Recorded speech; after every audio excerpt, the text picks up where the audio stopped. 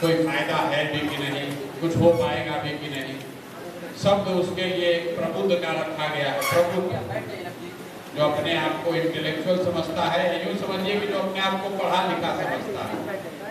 और इस तरह की बैठकें हम लोग इसलिए करते हैं कि ज़्यादातर इस तरह के लोग किसी तरह की रैली या सभा में जाना अपने डिग्निटी के थोड़ा नीचे समझते हैं। कभी हम कहाँ सभा में जाएंगे भीड़ में, और व्यक्तिगत तौर पर हर व्यक्ति से आकर मिलना संभव नहीं है।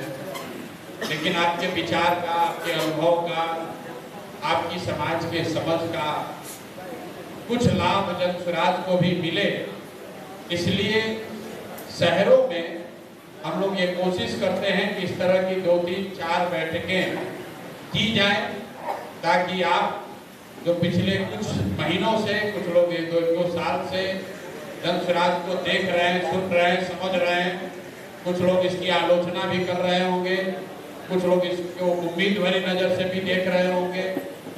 आपके जो सवाल हैं, आपकी जो शंकाएं हैं, आपके जो सुझाव हैं, एक बार सीधे मैं आपसे रूबरू होकर सुनूं और उसके बाद उसका जहाँ तक हो सके अपनी क्षमता के अनुसार उसका उत्तर दूं, ताकि आपको एक इन्फॉर्म डिसीजन लेने में, सब कुछ जान समझकर एक निर्णय लेने में आसानी हो सके।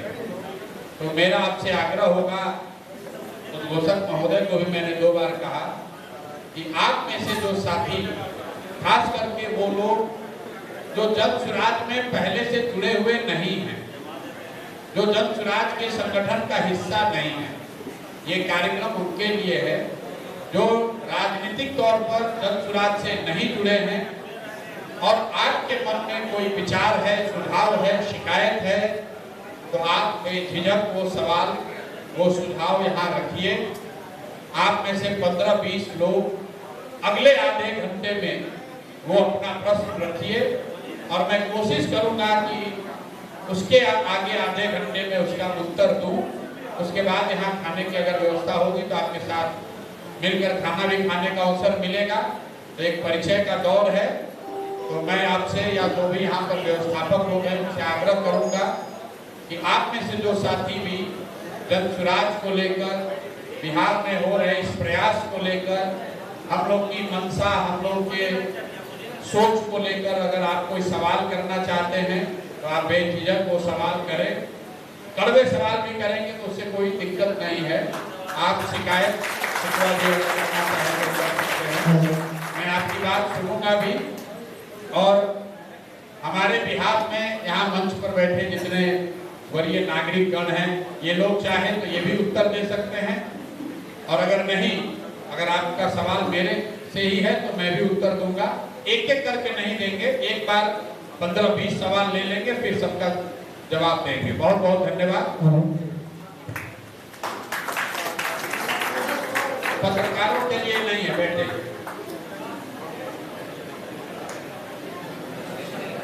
पत्रकारों के लिए हम लोग पत्रकार वार्ता करते हैं दिन में 4 बार।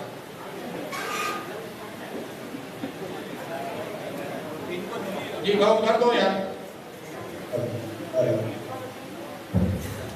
सर्वप्रथम यहाँ पे उपस्थित जन स्वराज के संस्थापक और संयोजक श्री प्रशांत जी को हार्दिक अभिनंदन ज्ञान और मोक्ष की बधाई जय जी। मैं धर्मेंद्र कुमार शिक्षक वर्ग से बिलोंग करता हूँ और यहाँ पे मैं 2014 में जो बहाली हुई थी पीटी शिक्षक संघ का मैं गैर जिला अध्यक्ष हूँ। और मैं यहाँ पे इसलिए आया हूँ आपको सुनने सर कि मैं आपको फॉलो भी करता हूँ, मैं आपकी चीजों को समझता हूँ और देखता हूँ। सबसे ज्यादा दुर्गति अगर बिहार में है तो शिक्षा और स्वास्थ्य है। हर बार नई नियमावली से बहाली होती है, हर बार एक नया पे स्केल दिया जाता है। अभी बड़े पैमाने पे शिक्षकों की बहाली हो रही है, लेकिन स्कूल में जो भौतिक सुविधाएं हैं, कहीं कमरे नहीं है, कहीं शौचालय नहीं है, कहीं बाउंड्री नहीं है, वो चीजों को न दुरुस्त करते हुए मैन पावर भरे जा रहे हैं। क्लासरूम में एक वर्ग में 4-4 कक्षाएं संचालित हो रही है। मैं आपसे जानना चाहता हूँ कि अगर आपकी पार्टी आई सत्ता में तो स्कूली शिक्षा प्राइमरी से लेके हायर सेकेंडरी तक आपका क्या विजन है, कैसे उसे सुधारेंगे और कैसे उस जो बिहार भी नालंदा और विक्रमशिला जैसे विश्वविद्यालय देखा था, यहाँ दूर दराज से लोग पढ़ने आते थे। वो शिक्षा को फिर उस मुकाम तक कैसे हासिल करेंगे, मैं ये आपसे जानने की अपेक्षा करता हूँ।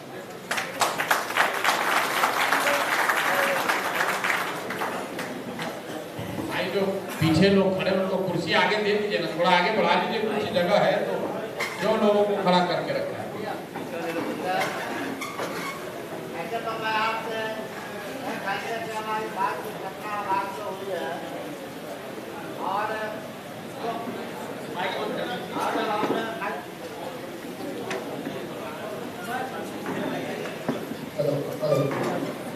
उसमें जो बातें हमको समझ में आई थी,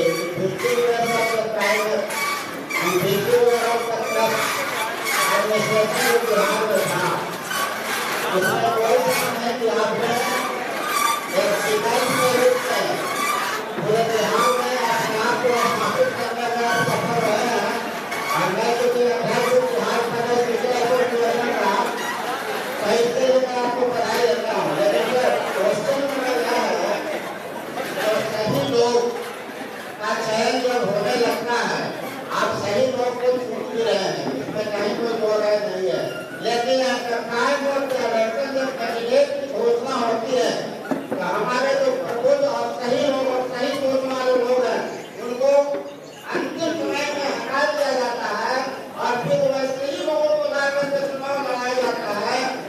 जो पूर्व में चुनाव लड़े हैं और इनके बारे में लोगों की मानना सही नहीं है, इसलिए हम प्रबुद्ध लोगों को थोड़ा सा ठेस पहुँचता है। मैं आशा नहीं पूर्ण विश्वास करता हूँ जो आपका चयन करते हैं, आप पहले से आप प्रबुद्ध लोग हैं, भले कुछ टाइम लगेगा सर, लेकिन हम लोग एक अच्छे प्रशासन देने में और आपका जो विकास की संकल्पना है बिहार को बदलाव लाने के लिए, उसमें आपका पूरा पूरा सहयोग रहेगा। आपसे पुनः अनुरोध कि जो प्रबुद्ध लोग हैं आपके साथ अंतिम समय में लोगों को कृपया वैसे लोगों को जगह ना दें जिनके बारे में भ्रांतियां उचित नहीं है। And I can do that when you are going to with me. मेरी संकल्पना और मैं जो सोच रही है कि जिसको हम लेके गए हैं सोच को आगे भी फैमिली जाकर करना जाएगा।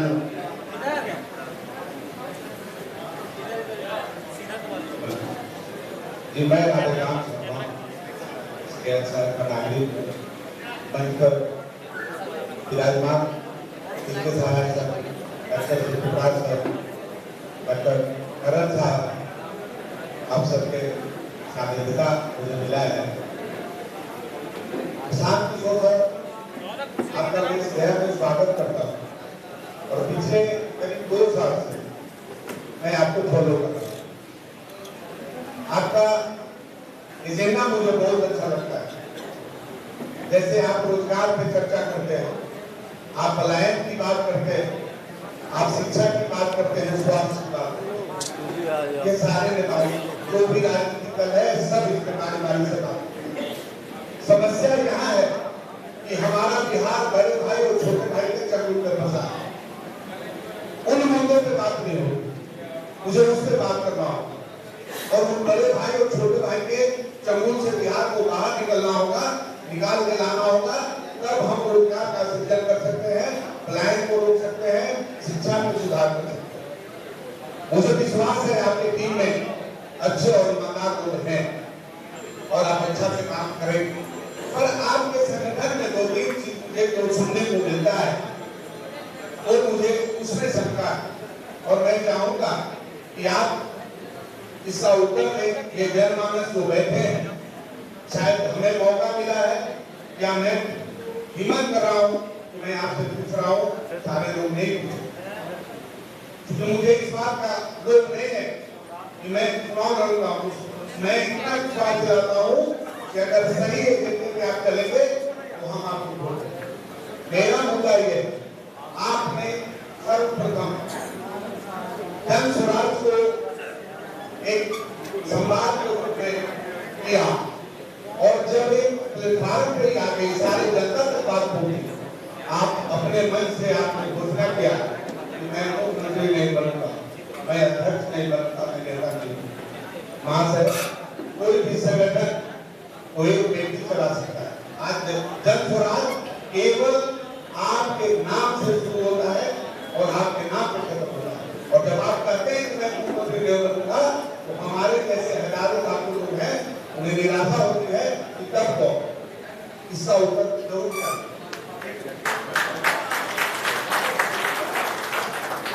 दूसरी बात यह है कि आपने एक अपने संगठन को मजबूत करने के लिए और भावी उम्मीदवार का खोज करने के लिए आपने फॉर्म या बायोडाटा जमा करवाने का जो प्रयास किया है।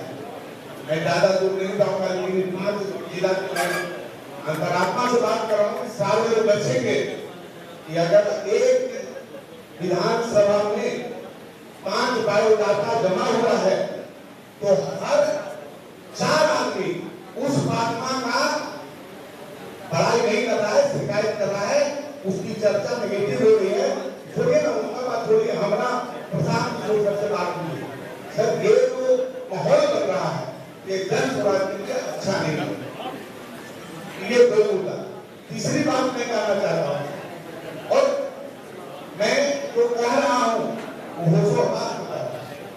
मैं जन के साथ रहता हूँ, मैं कई संगठन, कई समाज सरकार है, और जहाँ चर्चा होती है उसकी बात नहीं है। तीसरा मुझे कहना है सर, सबसे पहले तो मैं आपको तीसरा बधाई देना चाहता हूँ कि आपने उपचुनाव को चुनाव लगा, कम समय में आपने जिन उम्मीदवारों पे दाव लगाया वो सारे लोग जितना भी मेहनत किए और जन स्वराज को काफी समर्थन मिला। मैं उसे आसानी इतने कम समय में अगर हमारे परिवार को, हमारे पार्टी के लोगों को इतना समर्थन मिला है, तो जब हमें मौका मिलेगा तो निश्चित तौर पे, समय मिलेगा तो निश्चित तौर पे मौका मिलेगा। सर इन्हीं बातों के साथ अपना वाणी को मैं विराम देता हूँ। धन्यवाद।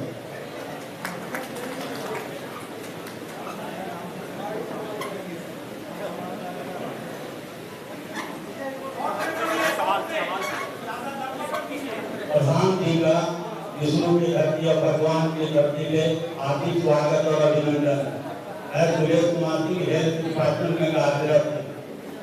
सबसे पहला चीज, आज का जो चुनाव जीतने का मंत्र है वो मंत्र मैं बताता हूँ। चुनाव वही जीत सकता है जिसकी जेब में जादू हो, मुख पर मुस्कान हो, पेट में 52 हाथ की हथेली हो, पैर में हमेशा चक्कर हो। देना है तो सिर्फ उंगली दीजिए, कहना है तो सिर्फ हाँ कीजिए। दिल की बात जुबान पे आई तो कौड़ी के पीर हो जाएंगे, घबराए तो हार जाएंगे। हाथ जोड़िए, बोलिए मत। इन मंत्रों को याद रखिए, इसके साथ आपका बेड़ा पार है।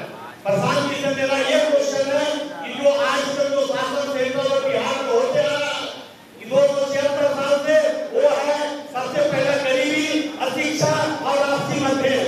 इनके लिए ये क्या सुझाव है? ये पुराने पैटर्न पर काम करना चाहते हैं या नए पैटर्न को अपनाना चाहते हैं? गरीबी हटाने का सबसे मुख्य कारण है एग्रीकल्चर, जिससे 63% बेरोजगारी को हल किया जा सकता है। और शिक्षा के लिए कुछ शिक्षित प्रशांत जी उस पर पूरी प्रकाश डालेंगे और आपसी मतभेद को कैसे खत्म किया जाए, यही चीज मेरा क्वेश्चन है। बहुत बहुत धन्यवाद।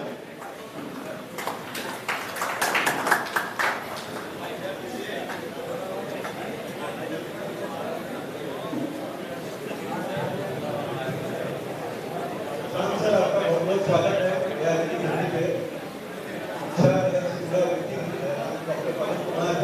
मेरा प्रश्न ये है कि चुनाव के समय जो टिकट का बंटवारा होता है,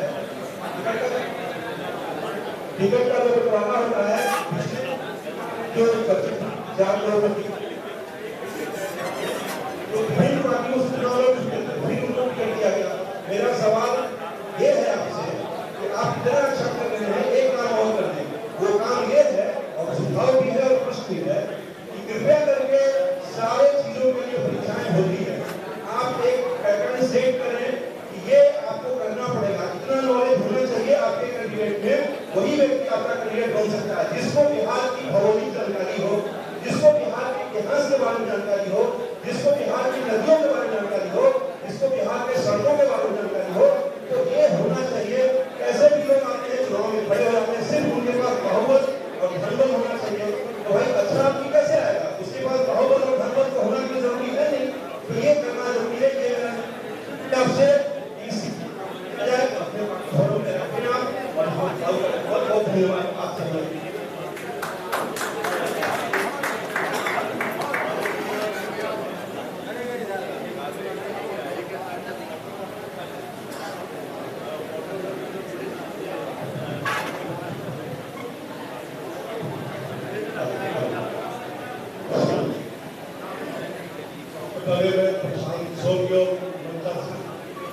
देखिए मेरा नमस्कार, मैं doctor Khalid Ahmed Khan, medical care centre और कॉस्मेटिक सर्जन हूँ। मेरा सवाल प्रशांत किशोर के लिए है कि अभी तक जितने लोग ये विजन की बात कर रहे हैं कि क्या होगा क्या नहीं होगा, मैं तो कह रहा हूँ कि 35 साल 40 साल 45 साल से इन तीन पार्टियों को जो कहीं न कहीं सत्ता के सिद्धांत पाते रहे और बिहार को चलाते रहे, लेकिन स्थिति उनकी गर्द बने जाने की है। क्वेश्चन नहीं होना, क्वेश्चन यह होना है कि आप 3 पॉइंट की मैच खेलिए, आप पूरे टीम को आकर्षित कीजिए और हल्का बोलिए। ये 2 ग्रुप है, यही पक्का हो रहा है, या बढ़िए या तो तीसरा ग्रुप का पैसा तैयार कीजिए, पूरे कमेटी को पदाधिकारी को एक जोश और पैदा कीजिए कि बिहार की सत्ता सिद्धांत पर आपको प्रगति देते हुए काम करना होगा। मुझे यकीन है कि आप सत्ता सिद्धांत पर अगर जनसुराज पार्टी आ गई तो ये सारे मुद्दे का समाधान होगा। इसलिए अब उन तीनों के बारे में नहीं कर सकते हम लोग, वो तो तीनों देखे हुए संगठन है हमारे, उन्होंने क्या काम किया क्या नहीं किया वो हमारे सामने रखा हुआ है। आप सिर्फ अगर भूमिका निभाइए और जहां टीम है आपकी उस टीम को मजबूती देते हुए बिहार की सत्ता सिद्धांत, इसलिए कि आपके पास समय कम है, मेरा यही आपका अनुरोध है, आग्रह है, एक ऐसा राहत दीजिए पूरे बिहार में कि सत्ता सिद्धांत तक जनसुराज पार्टी पहुंचे। और मैं वादा करता हूँ जनसुराज सत्ता पर पहुंच गई तो सारी आपके मनोकामना पूरी हो जाएगी, ये मुझे यकीन है। इसलिए कि हमारे नेता युवा है और अच्छे विजन लेकर आगे बढ़े, यही मनोकामना और यही संदेश वही जो आपको देता हूँ। जय हिंद।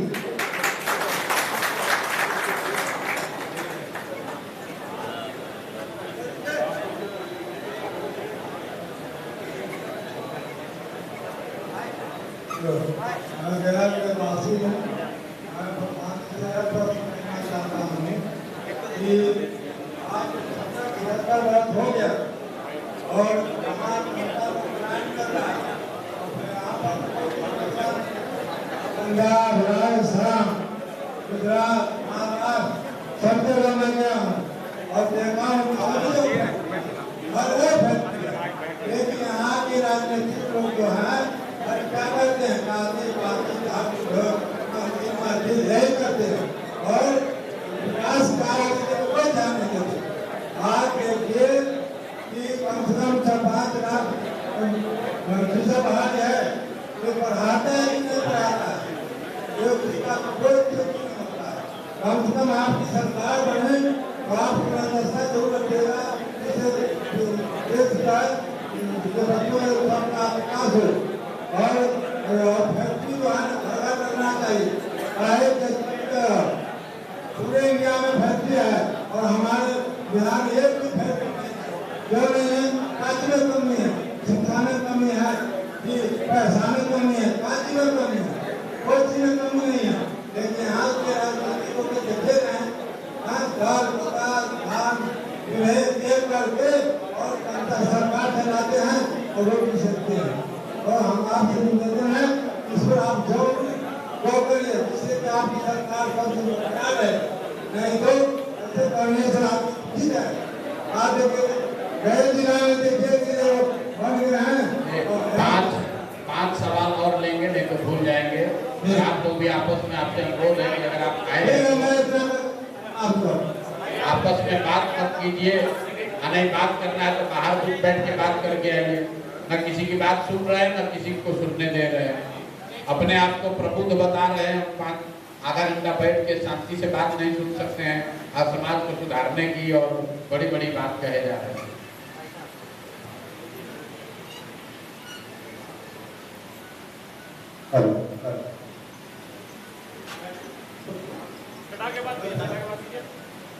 मैं इसे भी सेक्टर में पूछना चाहता हूँ, अगर आपकी सरकार बनती है तो वो कैसे डेवलप होगा? आप बेरोजगारी को बहुत बात करते हैं, लाइन को बिहार से बात करते हैं, तमिलनाडु बहुत डेवलप आ जाए, हमारे अगल बगल के राज्य में हमारा बिहार नहीं पाता।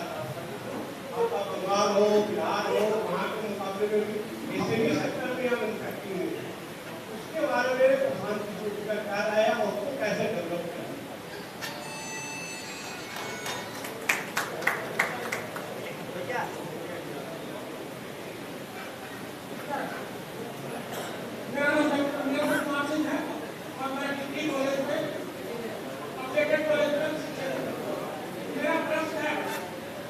अभी हाल में इस स्टेट को एक फैसला आया है अपने कॉलेज पक्ष में कि 3 महीने के अंदर डिग्री महाविद्यालयों जैसे स्कूलों में कर्मचारियों को वेतन दिया जाएगा। इसमें अगर सरकार नहीं 3 महीने के काम करती है इसके बाद सरकार बनेगी काम क्या है। भैया दूसरा मेरा प्रश्न है कि सब सभी जगह चाहे एजुकेशन का सेक्टर हो, चाहे साइंस के क्षेत्र में हो, चाहे किसी भी क्षेत्र में भ्रष्टाचार काफी बढ़ा है। और अगर तुम विद्यालय को आज ले लीजिए मीडिया में करते हैं लोग देखा गया है और भ्रष्टाचार है नहीं बहिष्कार आते हैं कहते हैं जो 40 साल में क्या है भ्रष्टाचार है नहीं। सवाल पूछ लो भाई। तो इसको कैसे आप कहते हैं आपकी सरकार आगे बढ़ेगी तो आप कैसे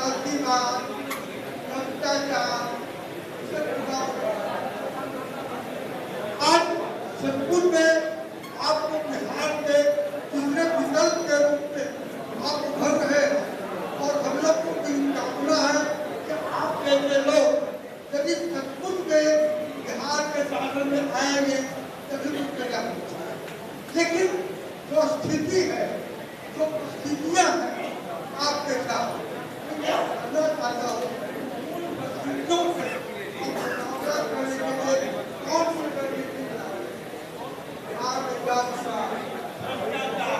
कुछ लोग और आपको बदलाव लाने के लिए इससे लड़ाई करना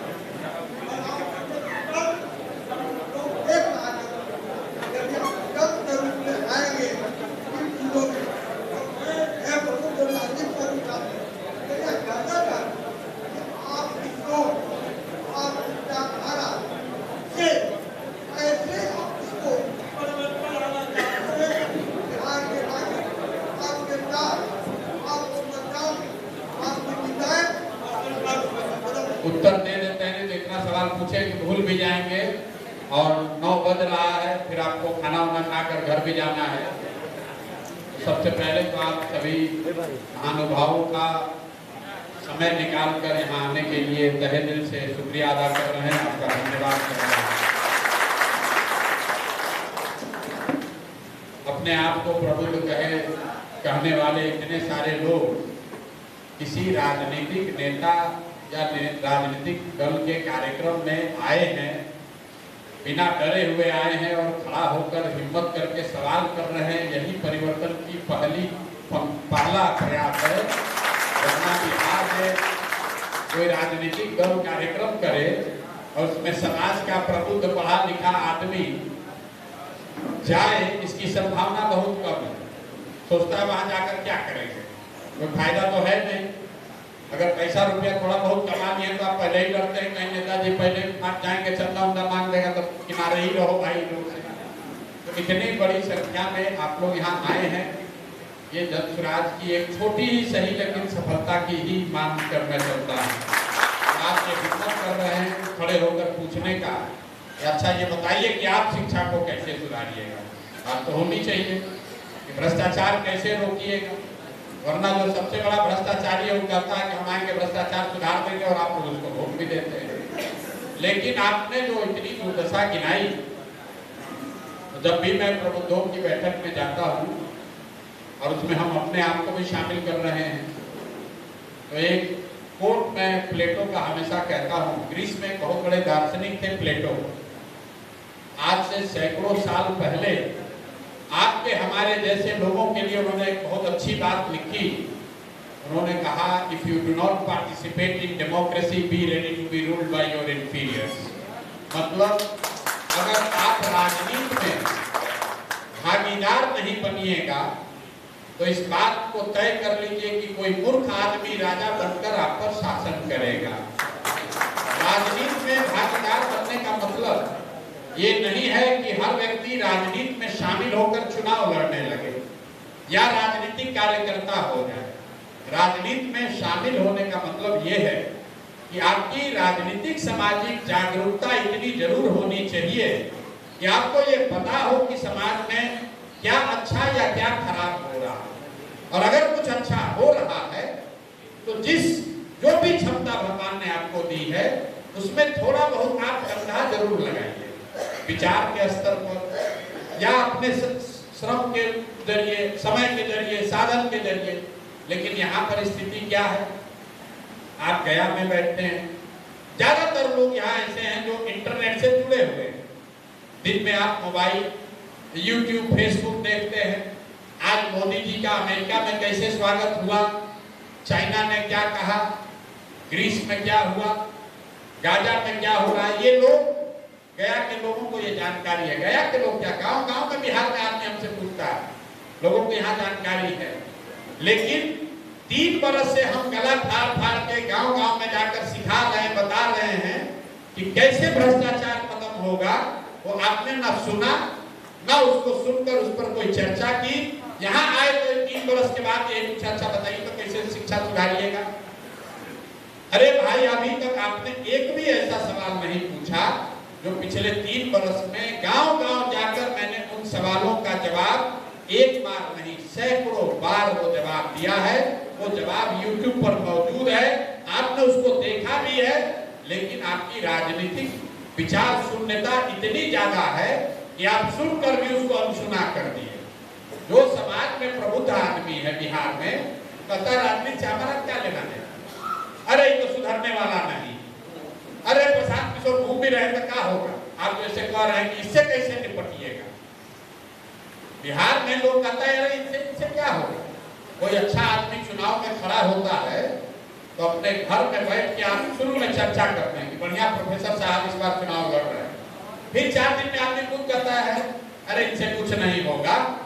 बिहार में टिकेंगे, बिहार में ना टिकी हम, यहाँ का आदमी मजबूत चाहिए। तो कोई अच्छा आदमी खड़ा होता है, वो आपको पसंद है, लेकिन आप उसको वोट नहीं देते हैं।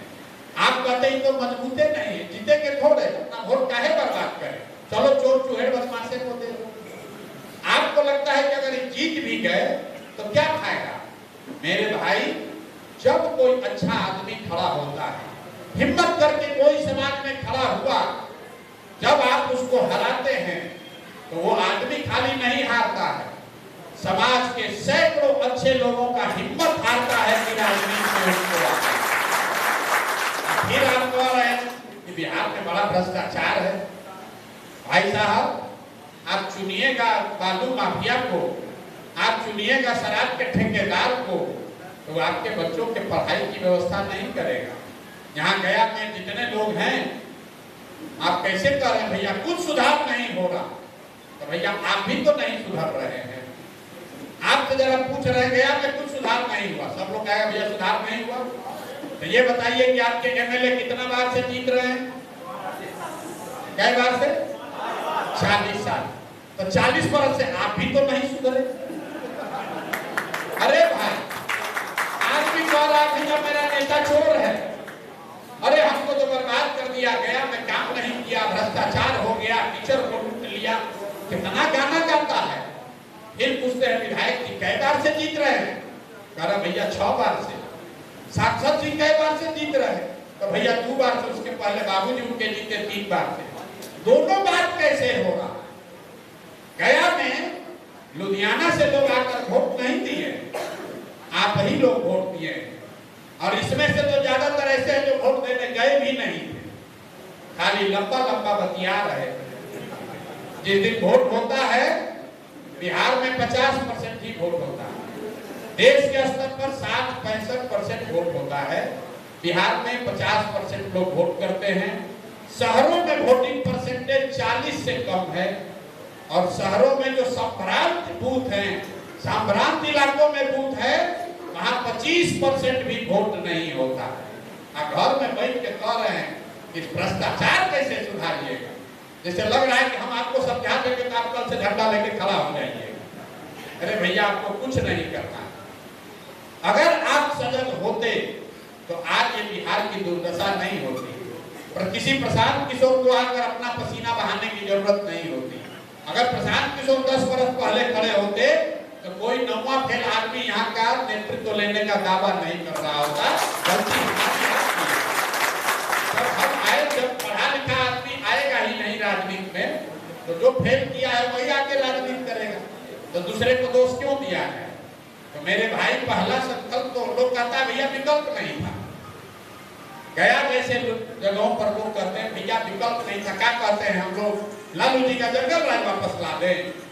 अरे कितनों खराब है तो इसी को दे रहे हैं। मेरे भाई, विकल्प नहीं था तो ईवीएम पर नोटा लिखा हुआ है कि नहीं है? आप नोटा को दे दे। लोग कहता है नोटा को देने से क्या होगा, वोट बर्बाद होगा। बिल्कुल नहीं बर्बाद होगा। कानून में लिखा हुआ है कि अगर नोटा को सबसे ज्यादा वोट होगा तो फिर से चुनाव होगा। आप नोटा को दे देंगे, अभी लंबा लंबा बतियाइएगा, वोटवा होगा तो कहेगा अपना जात वाला है, इसी को वोट देना ठीक है। भाई, चाहे आप पढ़े लिखे हैं या बुर्बक, बिहार में सुधरना किसी को नहीं, सुधरना किसी को नहीं है। हम बात को जानते हैं। आप जो कह रहे हैं जाति से कैसे निपटिएगा? बिहार में एक नया बीमारी है, जिसको चाहिए सब राजनीति का विशेषज्ञ कहता है बिहार में तो सब आदमी जाते पर वोट देता है। पूछते हैं अच्छा कैसे पता है? तो कहता है जानते हैं बिहार में हर आदमी जाते पर वोट देता है। तो भाई, जितने लोग इतने बड़े बड़े विशेषज्ञ हैं कि बिहार में हर आदमी जाति पर ही वोट देता है, तो जरा सोच के बताइए कि आप लोग यहाँ गया में मोदी जी के नाम पर एक को आदमी वोट दिए हैं कि नहीं दिए? मोदी जी के नाम पर तो बहुत लोग वोट दिया है। तो मोदी जी के जाति का कितना आदमी बिहार में रहता है, जरा बताइए हम लोग सोच के। मोदी जी के जाति का कितना आदमी बिहार में रहता है, फिर भी कर्नाटक जातीय पर वोट पड़ता है। भाई, 18% मुसलमान लालू जी को वोट देता है। क्या लालू जी के जाति का है? लालू जी के जाति का तो कहेगा ना भैया, तो भाजपा के डर से देता है। अरे भाजपा के डर से देता है, जाति पर नहीं ना देता है। आपने मोदी को हिंदू मुसलमान बन के वोट दिया है, मंदिर के लिए वोट दिया, राष्ट्रवाद के लिए वोट दिया, लालू के डर से वोट दिया, जाति के नाम पर वोट नहीं दिया। जाति समाज की एक बड़ी सच्चाई है।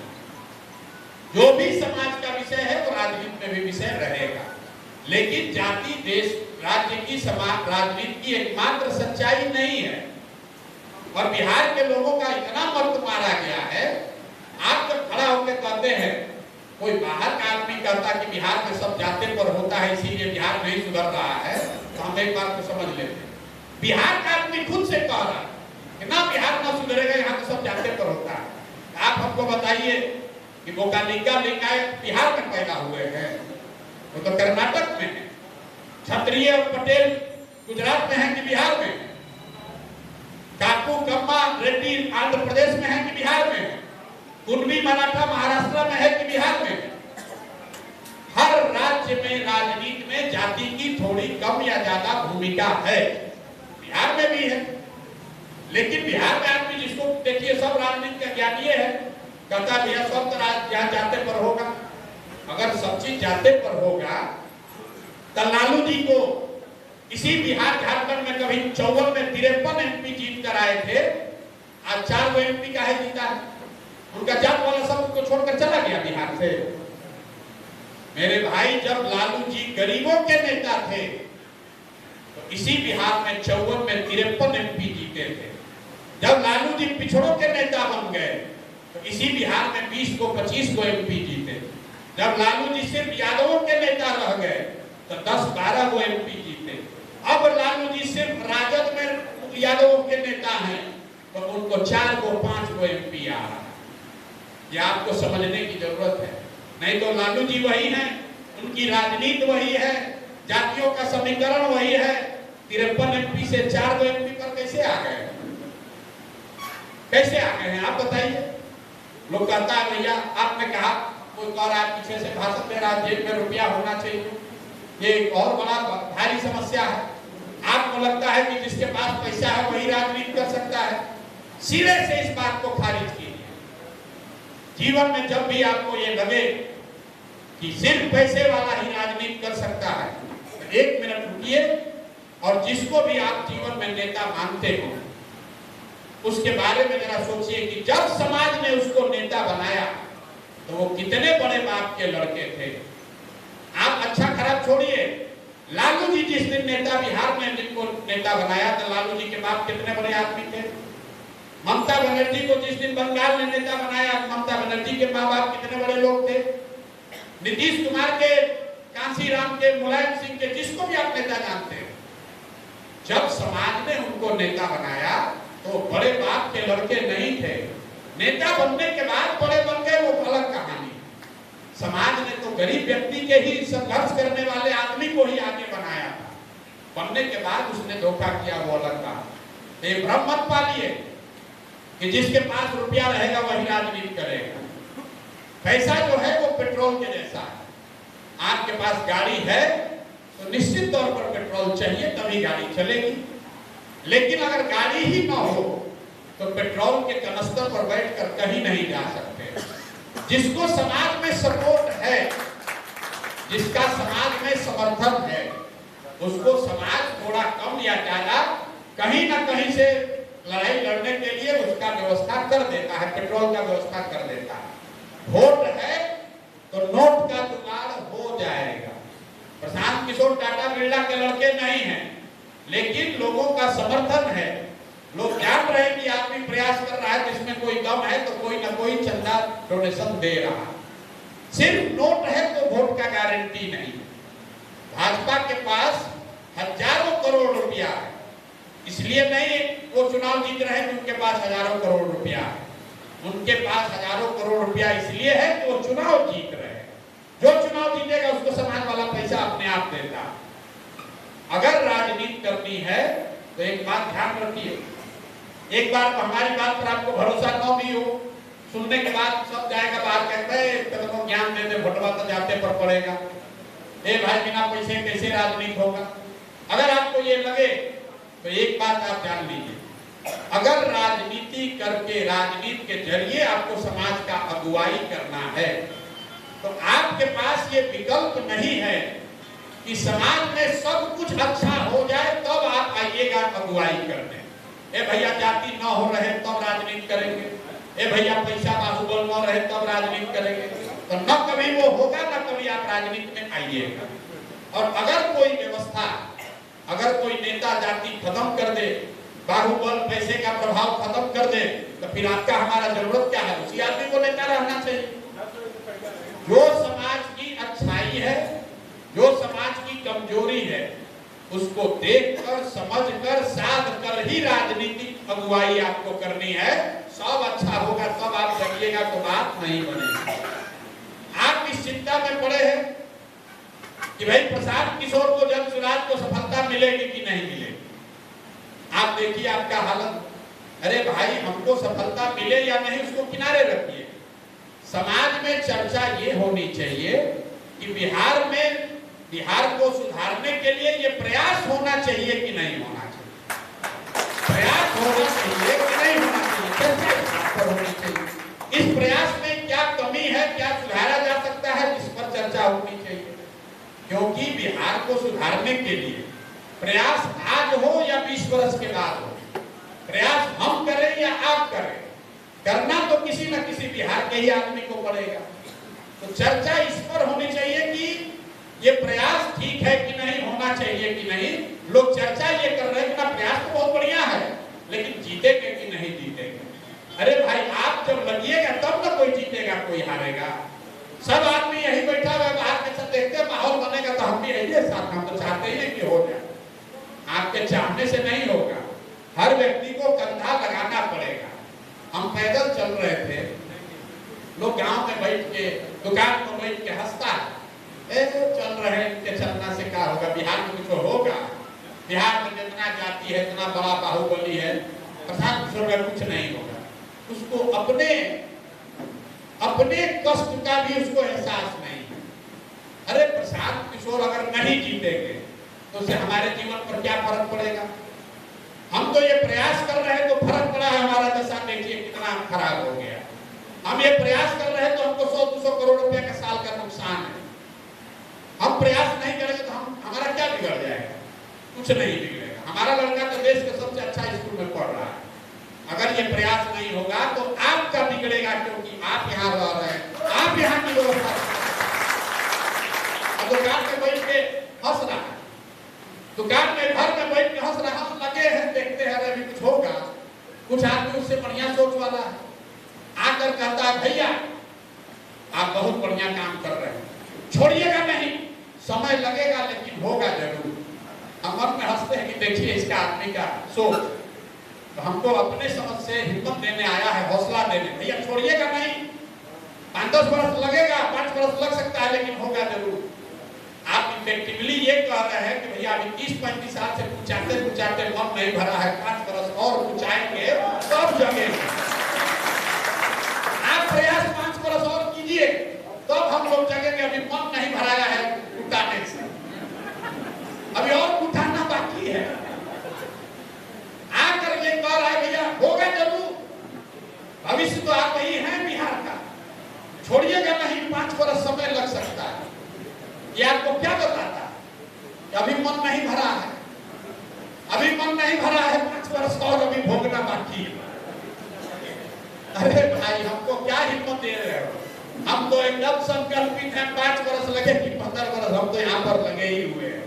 आप अपना देख लो, आप 35-40 वर्ष से इस दुर्दशा में जी रहे हो। आपके सामने पहली बार कोई एक विकल्प आया है तो आदमी को उसमें लगना चाहिए। कुछ लोग सवाल करता है आप पर भरोसा क्यों करें? बात तो ठीक है भाई, जनसुराज पर भरोसा क्यों करें? आदमी समझता है कि जा रहे हैं प्रशांत किशोर का सभा है, देखना ना उनका कैसे पसीना निकाल देंगे, पूछेंगे कि आप पर भरोसा काहे करें? तो हम कहते हैं भैया ये बढ़िया सवाल है कि हम पर भरोसा आप क्यों करें। हम सामने से कह रहे भैया बिल्कुल भरोसा मत करो। यहाँ कुछ डॉक्टर लोग बैठे हैं, कुछ बीमारी है तो लाइलाज है, जिसका इलाज नहीं है। आप डॉक्टर के पास जाते हैं, चीनी का रोग सब लोग आजकल जानता है समाज में, चीनी का जिसको रोग हो गया, डायबिटीज हो गया, डॉक्टर के पास आप जाते हैं, सब दवा आप करके देख लिए, डॉक्टर कहते हैं भैया ये ठीक नहीं होगा, खान पान में संयम रहो, संयम रखो, अब ज्यादा एक्सरसाइज करो, कोई सही ठीक जो इतना है इससे बढ़िया नहीं होगा, अब ये रोग खत्म नहीं होगा। एक दिन अचानक से आपको डॉक्टर साहब फोन करें और कहें भैया एक बढ़िया दवा आया है अमेरिका में, अभी इंडिया में नया आया है, ट्रायल में ही है, पूरा प्रमाण तो नहीं है लेकिन संभव है कि अगर दे तो 50% का आपका डायबिटीज ठीक हो जाएगा। आप क्या कीजिएगा? दौड़े जाइएगा डॉक्टर साहब पास, ट्राई कीजिए ना, तो हमें 85% चांस है, कम से कम ठीक तो हो जाएगा। तो मेरे भाई जदयू, राजद, भाजपा, कांग्रेस वही दवाई है जिसको खा के आप देख लिए इससे ठीक होने वाला नहीं। और जनसुराज वो नई दवा है जिसमें 50% संभावना है कि शायद काम कर भी जाए। तो आपको तो ये कहना चाहिए कि भैया पहले तो एक्सपायर दवा है, खा होके देख लिए नहीं सुधरा तो चलो ही नया आया है 5 वर्ष इसी को देख लेते हैं, नहीं सुधरेगा तो फिर इसको भी हटा देंगे। अरे आप हमसे पूछ रहे भैया आप पर भरोसा क्यों करें? तो हमको अगर आपको ठगना होगा तो हम इतना मूर्ख हैं कि कहेंगे कि हम आपको ठगेंगे? अरे कोई आदमी यही ना कहेगा कि ना भाई हम पर भरोसा करो, हम बहुत अच्छा आदमी है। ये सवाल का कोई मतलब ही नहीं है। मतलब बस इतना है कि जितने भी दल यहाँ हैं उनको आपने देख लिया, जांच लिया, परख लिया, उसका फायदा नफा नुकसान आपने अनुभव कर लिया। अब एक इससे बढ़िया कोई आए या न आए, एक कोई दूसरा विकल्प आया है, ट्राई करके देख लीजिए। नहीं अच्छा लगता है तो जहां पहले कुटा रहे हैं पहले वैसे कुटाते रहे, तो फिर गाना बंद कीजिए कि भैया हमको बड़ा कष्ट है, फिर कहिए कि ना बिहार में बड़ा तरक्की हो रहा है, भ्रष्टाचार नहीं है। काहे खड़ा कर रहे हैं कि बड़ा भ्रष्टाचार? जहां बड़ा भ्रष्टाचार दिख रहा है यहीं उपचुनाव हुआ, उपचुनाव यही आप ही के जिला में हुआ। इमामगंज में लोगों ने कहा भैया ये आपका कैंडिडेट जो है निश्चित जीतेगा। पूछे काहे? बोला मांझी जी के खिलाफ बड़ा गुस्सा, अपना परिवार वाले को, अपना पतोह को लड़ा रहे हैं, कोई काम नहीं किया, बेटा मंत्री पतोह को लड़ा रहे हैं, सब समाज नाराज है।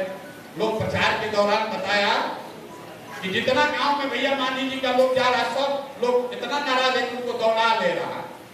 जब वोट हुआ, रिजल्ट आया, तो जिस गांव में लोगों ने उनको दौड़ाया था, उसी गांव में सबसे ज्यादा वोट लेकर मोदी जी के मांझी जी आए। ये कैसे चमत्कार हुआ? ये चमत्कार ऐसे हुआ कि जहां जहां ईटा पत्थर चला, गाली दिए लोग, तो मांझी जी को पता चल गया कि यहीं पर रुपया ज्यादा देना है तो बात बनेगा। तो इस बार देने वाला नहीं है, इस बार देने वाला नहीं है, तो रुपया बहुत खर्चा किए, जीत गए। अब वहां का आदमी कहता है बड़ा भ्रष्टाचार है भाई। अरे बाप रे, 500 रुपया देके वोट दिए हो तुम, 500 रुपया लेकर वोट बेचे हो आपने, मुर्गा भात खाकर वोट दिया आपने, और प्रशांत किशोर से आकर अब कह रहे भैया बड़ा भ्रष्टाचार है। जिस दिन 500 रुपया लेके वोट दे दिए तो समझ में नहीं आया कि भ्रष्टाचार क्या होता है। पैसा लेके वोट दीजिएगा और नेता ईमानदार हो जाएगा, वो गेहूं बेच के रुपया देगा आपको। आप कहिएगा भैया वो तो इमामगंज में बिना पढ़े लिखे लोग हैं, मुंह दे दिए। यहीं बगल में आपके यहाँ वोट हुआ बेलागंज में आप लोग किसको वोट दिए हैं? किसको वोट दिए हैं देख लीजिए। आप लोग कहते हैं कि यहाँ जाति पर वोट पड़ता है। बेलागंज में ऐसे आदमी को आप लोगों ने वोट दिया जिस पर पब्लिक में इल्जाम है कि किसी ने ओवरटेक करते हुए गाड़ी ओवरटेक कर रहा था, उतर के उसको गोली मार दिया। आप उसको 70,000 आदमी वोट देकर जिता रहे हैं, आप फिर कहिएगा कि कहते हैं लॉ एंड ऑर्डर भैया बड़ा खराब हो गया। दोनों बात कैसे होगा? लॉ एंड ऑर्डर कैसे सुधरेगा? कैसे सुधरेगा आप बताइए। आप ये कह सकते हैं कि आपका भी उम्मीदवार ठीक नहीं था, ठीक बात, ये संभव है कि हमारा उम्मीदवार भी अच्छा नहीं था, लेकिन जो बात मैंने आपको पहले कही, आपने नोटा पर दबाया होगा। काहे नहीं नोटा पर दबाया? क्यों नहीं नोटा पर दबाया?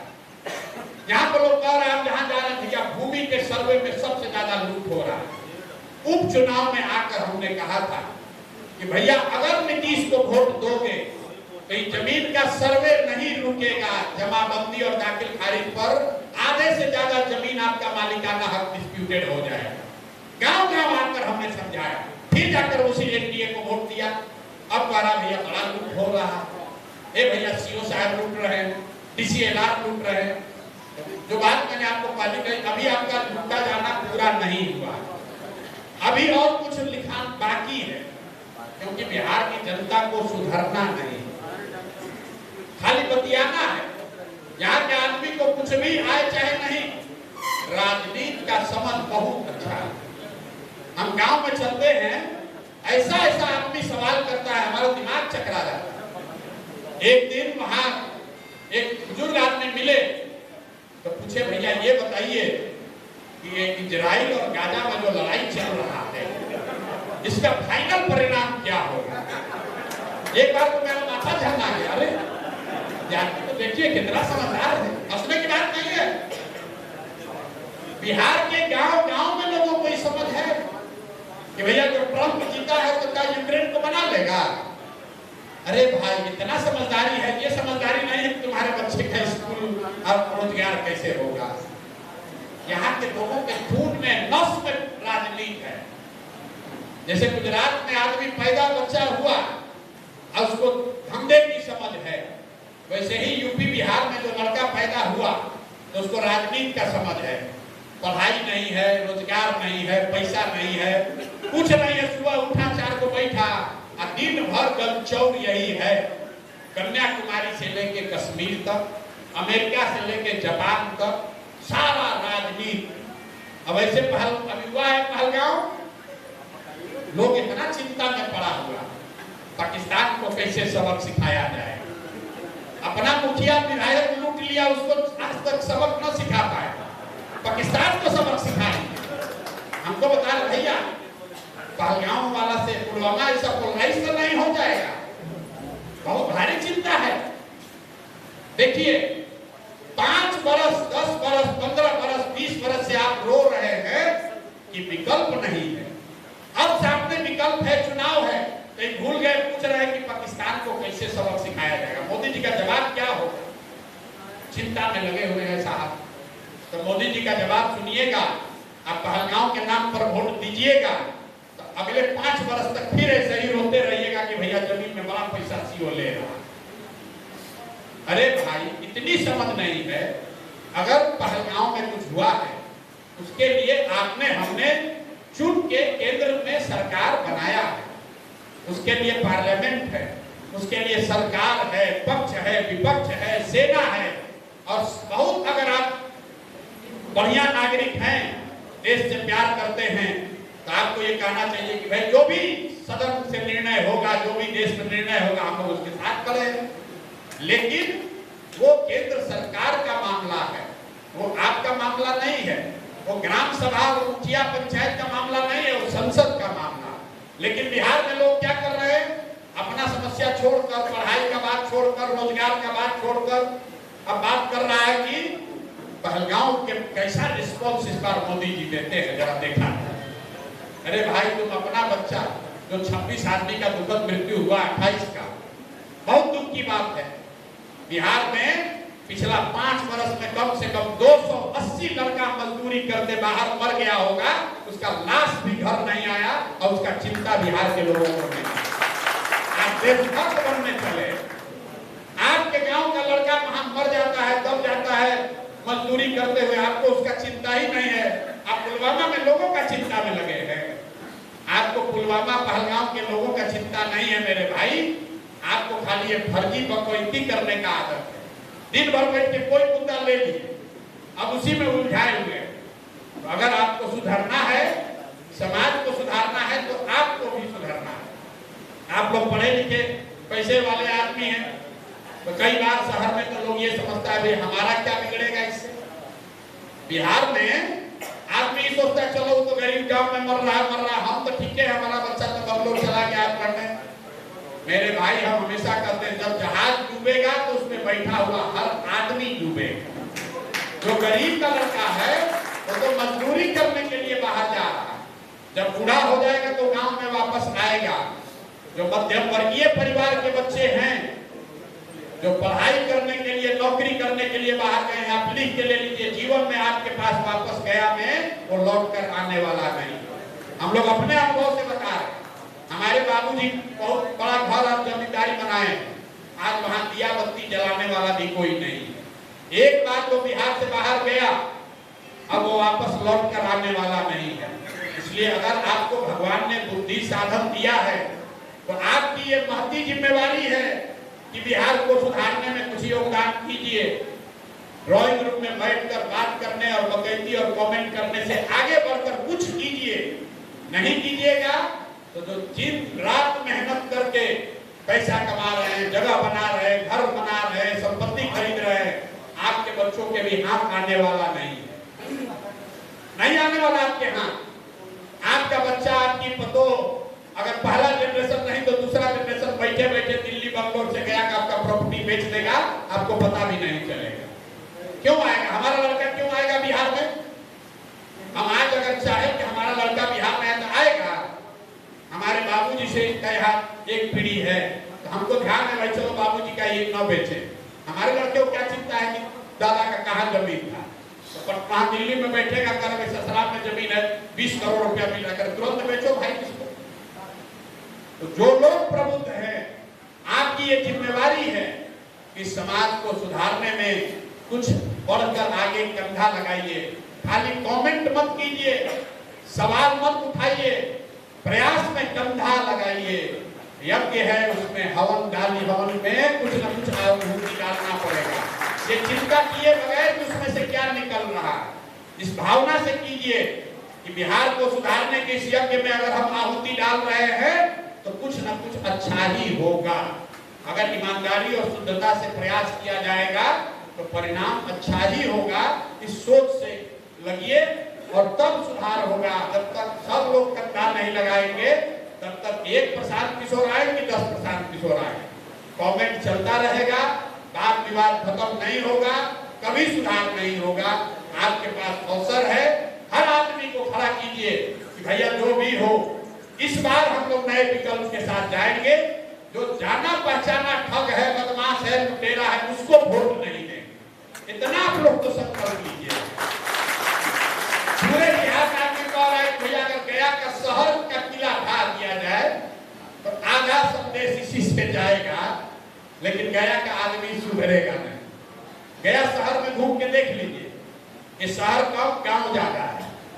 गांव इस शहर की क्या दुर्दशा, और फिर भी आप 40 वर्ष से अपना विधायक नहीं बदल रहे। हम आपके विधायक के खिलाफ आंदोलन और कैंपेन करने नहीं आए, आपके स्वभाव को बता रहे। अरे भाई किसी को खड़ा कीजिए, जन सुराज नहीं पसंद है कोई अपने में से खड़ा कीजिए, लेकिन एक एक आदमी को संकल्प दिलाइए कि जिस आदमी ने, जिस नेता ने 40 वर्ष में हम लोग का ये भला नहीं किया, वो अगले 5 वर्ष में भला नहीं करेगा। उसको आप हराइए। नहीं हराइएगा तो सुधार नहीं होगा, चाहे किसी का। अब सुधार नहीं पसंद है, नहीं बात नहीं सही, कोई आदमी एक आदमी समाज में खड़ा कीजिए। और अगर नहीं तो भाई जैसे चल रहा है उसे चलने दीजिए, कमेंट्री होता रहेगा, आप सवाल करते रहेंगे, नेता आकर जवाब देते रहेंगे, आपको बेवकूफ बनाते रहेंगे। कोई आकर ये नहीं कहेगा कि हम ठगने वाले हैं, कोई आकर ये नहीं कहेगा कि हमारे पास शिक्षा स्वास्थ्य का प्लान नहीं है। लेकिन लोकतंत्र में आपके पास बहुत बड़ा हथियार है 5 वर्ष पर वोट का।